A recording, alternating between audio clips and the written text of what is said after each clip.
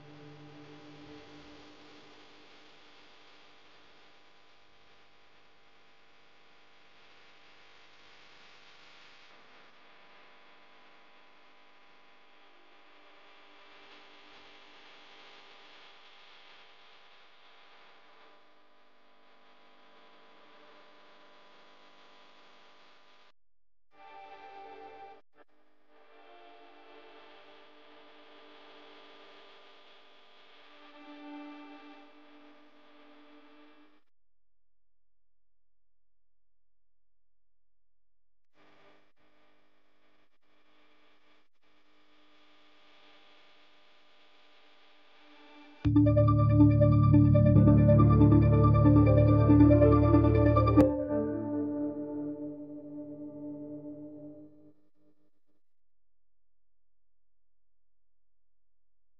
longer I stay, the heavier that burden grows on me, on this House, and on the President I've always sought to support.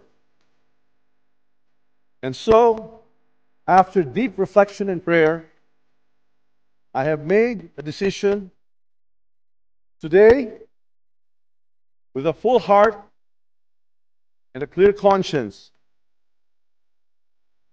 I tender my resignation as Speaker of the House of Representatives.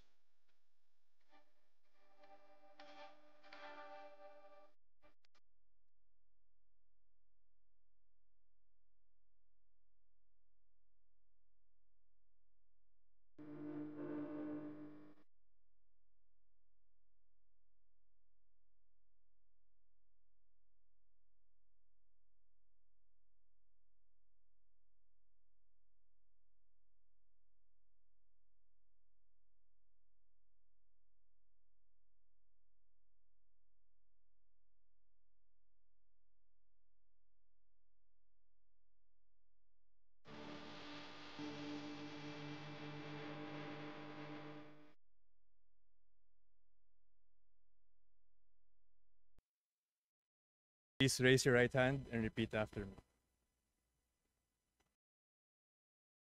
I, Faustino Boji D. III of the, of the 6th District of Isabela, having been elected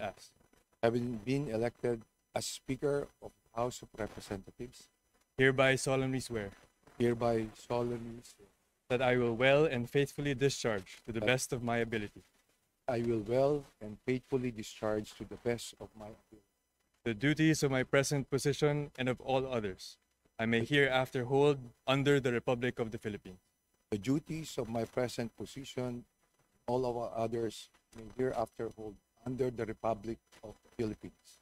that I will support and defend the Constitution of the Philippines, I will defend, support the Constitution of the Philippines, that I will bear true faith and allegiance to the same, that I will bear true faith and allegiance to the same, and that I will obey the laws, legal orders, and decrees promulgated by the duly constituted authorities of the Republic of the Philippines, and that I will obey the laws, legal orders, and decrees promulgated by the duly constituted authorities of the Republic of the Philippines, and that I impose this obligation upon myself voluntarily without mental reservation or purpose of evasion.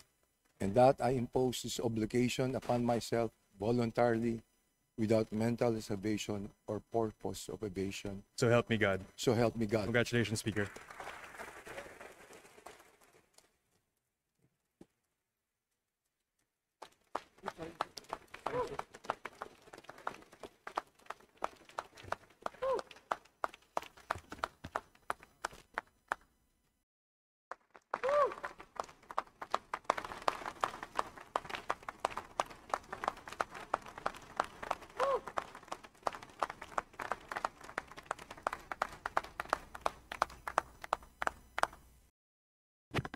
Ladies and gentlemen, the Speaker of the House of Representatives, Faustino Boji D. III, will now address the body.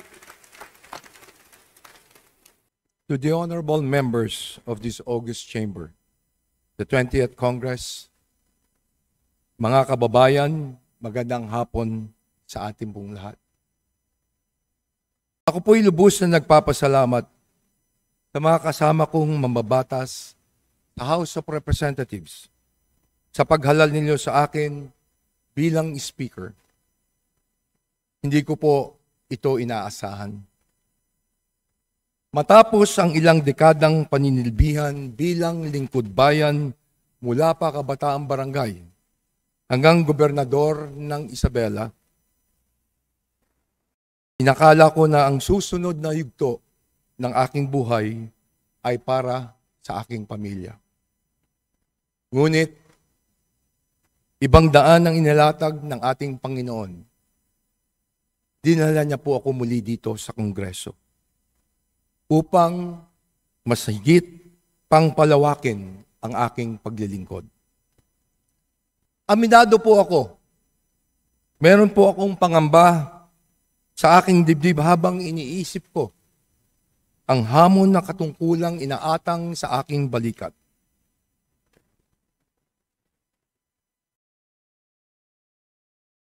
Batid ko po na marami sa ating mga kababayan ang nasasaktan at nagagalit na dahil sa mga kasalukuyang kaganapan. Naiintindihan ko po kayo. Bilang anak ng lalawigan ng Isabela, alam na alam ko po ang mga pagsubok na dala ng matinding bagyo, ang pagkasira ng mga bahay at buhay tuwing tumataas ang tubig baha. Sa ngalan nila, tinatanggap ko ng buong kababang loob ang hamon ng pagiging Speaker of the House. Ako na ho ang unang magsasabi sa ating mga kababayan. Meron po kaming pagkukulang. Kami po ay nagpapakumbaba sa inyo. Nakikiusap po kami na sana bigyan nyo kami ng pagkakataong ituwid ang mga maling kalakaran at linisin ang aming hanay. Nakikiusap po kami na magbigyan nyo pa kami ng tsansang makuha muli ang inyo pong tiwala. Ako po ay kaisa ng ating mahal na Pangulo sa kanyang layunin na linisin ang pamahalaan upang tayo ay bumangon muli. Under my leadership, this house will change. I will not defend the guilty and I will not shield the corrupt.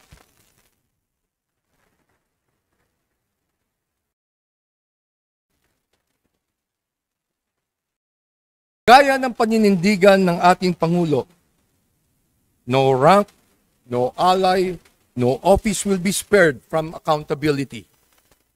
We must strengthen the Oversight Committee and fully cooperate with the Independent Commission of Infrastructure. Our duty is not to protect each other. Our duty is to protect the Filipino people.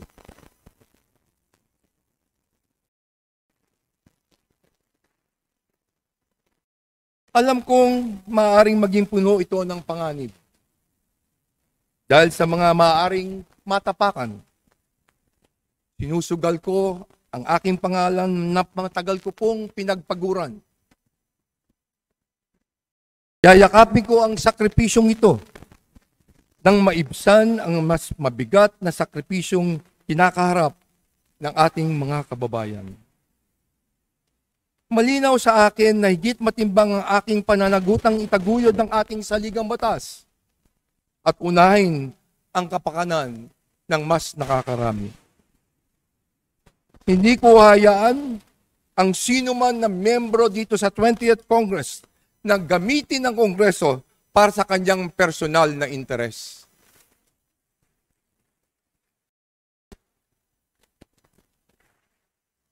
Panahon na nang ituon natin ang ating paningin sa mga pangailangan ng ating mga kababayan. Sila ang rason kung bakit tayo naririto. Huwag sana po natin kalimutan yan.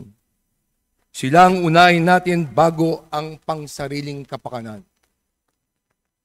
Kung meron pong dapat na managot sa mga umuugong na mga paratang na ito, titiyakin natin na magiging patas ang mga pagdinig at kung meron mang mga pangalang nabanggit sa mga pagdinig na ito, may mga tamang forum para sila ay makapagpaliwanag. Tayo po ay magiging transparent at accountable sa ating mga gawain. Kung kinakailangan, makipag-ugnayan sa mga naglalabas ng saloobin, ako po mismo ang harap para makipag-usap.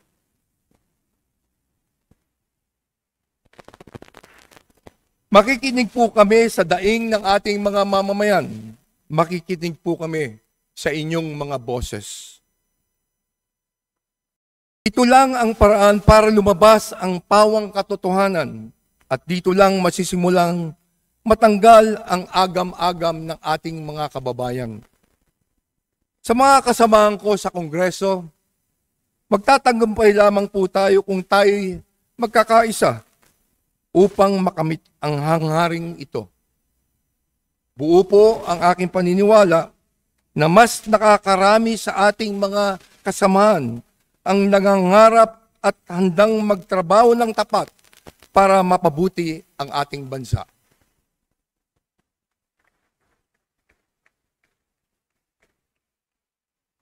Hindi ko po magagawa itong na nag-iisa. Kailangan ko po kayo. Kailangan po natin ang bawat isa. Kaya kukunin ko itong pagkakataon na to na ipabot sa ang ating pong pasasalamat sa dating speaker sa kanyang bukas palad na pakikipagtulungan para maisakatuparan ang isang maayos na transisyon at natatanging hangarin na ito.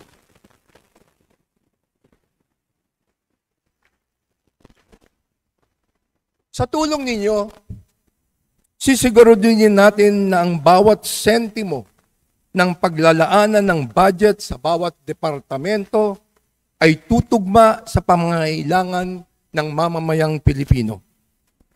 Pagtutulungan nating makapagpasa ng isang maayos at malinis na budget na mailalaan lamang tama sa mga programa para sa ating taong bayan. May mga hakbang nang ginawa upang gawing mas bukas ang proseso ng pagpasa ng budget at mas paigtingin pa natin ito.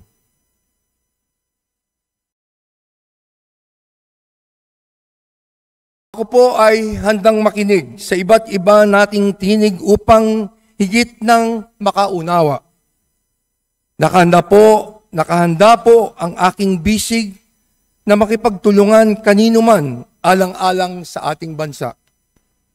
Mula noon hanggang ngayon, ako po ay walang pinipiling kulay. Lahat ay mahalaga. Lahat ay may maaaring maiambag upang magampanan ang ating mandato bilang kinatawan ng ating pong mga mamamayan. Sa ating pong mga kababayan, hinihiling ko po na magpatuloy tayong magmatsyag at magbantay. Tanging kayo lamang po ang makakapagsabi at makakapagpasya kung dapat bang ibigay ninyo muli ang tiwala sa amin. Kayo ang magiging bahagi ng reforma para masiguro natin sa darating na mga araw ang kapakanan ng taong bayan ang mauuna. Ngayon na po ang oras, hindi bukas, hindi sa susunod na mga araw. Sama-sama tayong babangon, sama-sama tayong kumilos, sama-sama tayong maglingkod. Hindi magiging madali ang ating tatalakayin. Alam kong magiging mahirap para sa ating lahat. Pero gaano man kahirap kung ito naman ang nararapat, kung ito naman ang tama, ito ang kailangan nating gawin at pagtulungan.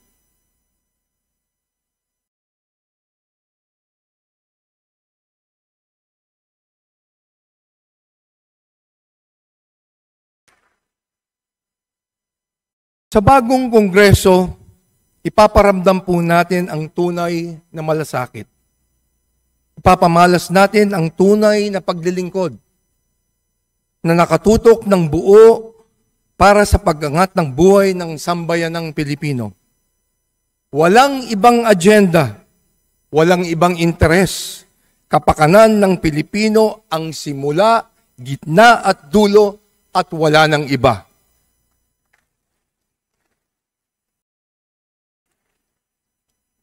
Sa lahat ng ito, hindi tayo hatulan sa ating mga salita, kundi sa ating mga gawa.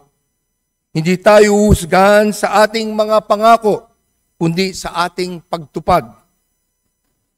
Kaya hinihikayat ko ang bawat isa na sama-sama nating isulong ang isang bagong Pilipinas na matatag, marangal at nagkakaisa.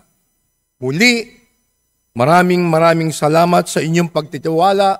Pagpalain nawa tayo ng puong may kapal.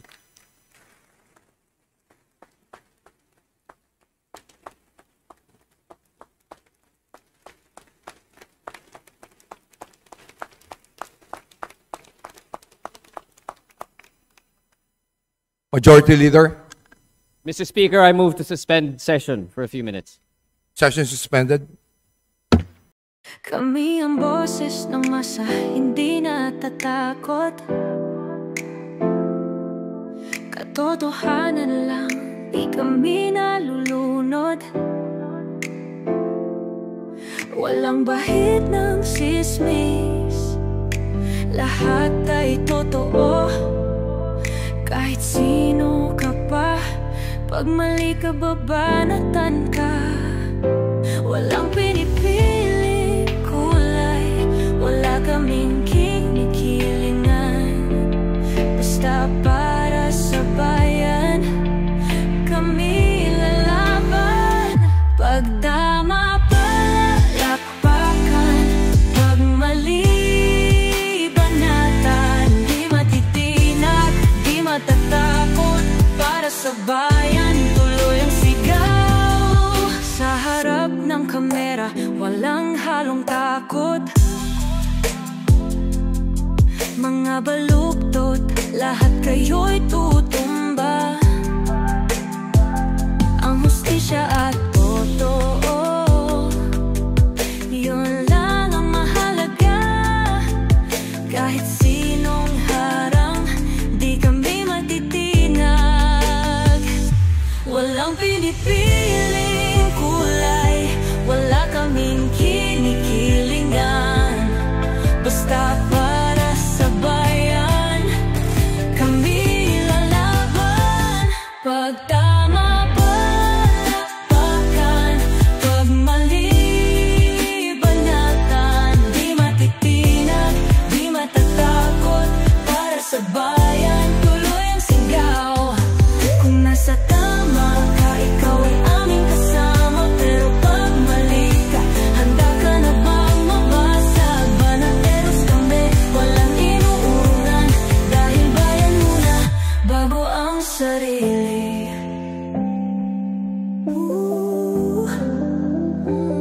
Bago ang sarili.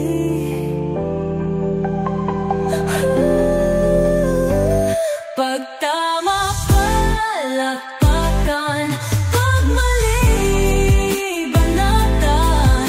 Banateros ang sigaw, katotohanan ang laban.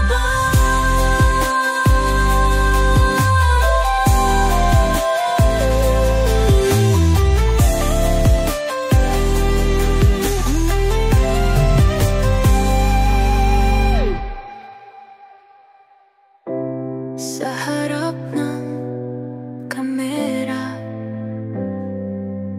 wala